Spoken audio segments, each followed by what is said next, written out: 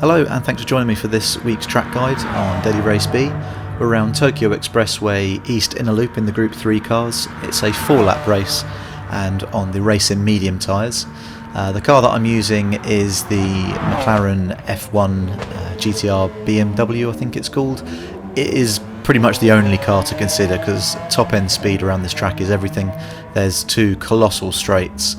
And this is just the only car that's going to keep up. Remember the last time this combination came up, people were trying to use all sorts of different cars to see if there was a different meta, but there just isn't. And I quite like the way the McLaren handles, to be fair. It's fun to drive. So brake balance I was using on even, so just at 0. I think for the race I might go -1 or -2 just to help getting the car stopped a little bit more quickly, but 0 I found best for the qualifying.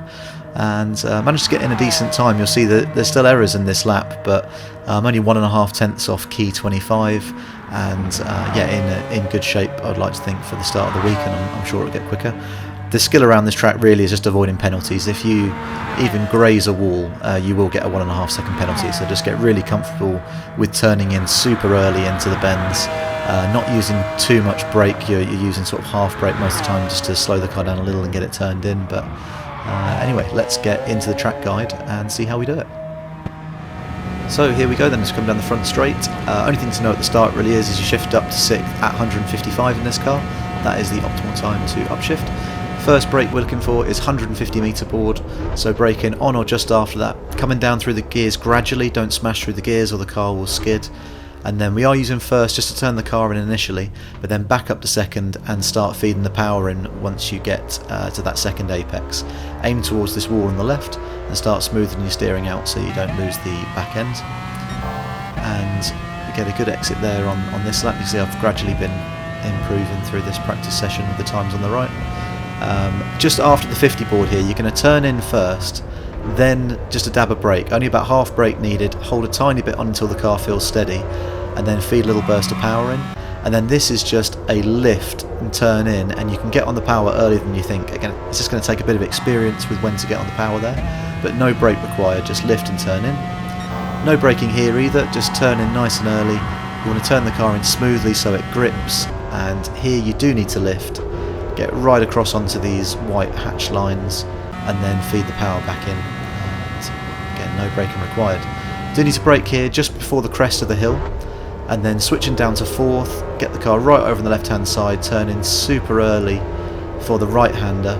Now here I lift just a little bit too late. You need to lift just after you've turned right there to get the car to turn in. That's why I just grazed the wall, so if you do a little lift a bit earlier on there, you won't catch the wall on your exit. Now the next brake marker that we're looking out for here is in between the 100 and the 50 board, where that barrier changes. So where the barrier changes, get on the brakes, down to 3rd, right across the left here, but then feed a bit of power and let the car come out. 2nd gear just to turn the nose in, but then back to 3rd for acceleration, and you see I instantly start feeding the power in. Same as that corner in sector 2, you're going to need to just have a bit of experience about when you can start feeding it in once you've done a few laps. But you want to just make sure your car's nice and tight, using 2nd to turn the nose in there, and then you'll be able to get on the power nice and early. We're going to come across the line here for a 1:56.3 something I think in the end, so really pleased with that time. I hope this helps with your guys' laps, and good luck not getting too many penalties this week. I'll leave you with the replay, and if you do like the video, as always, then feel free to drop a like, subscribe, and I'll see you for some races during the week. Thanks very much.